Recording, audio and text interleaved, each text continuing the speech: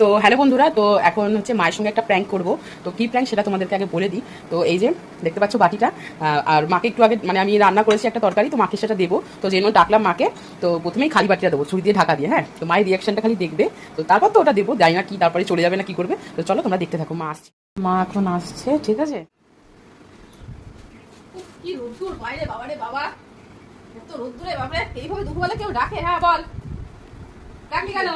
হ্যাঁ, তরকারিটা বানিয়েছি। কিসে তো ভেঙে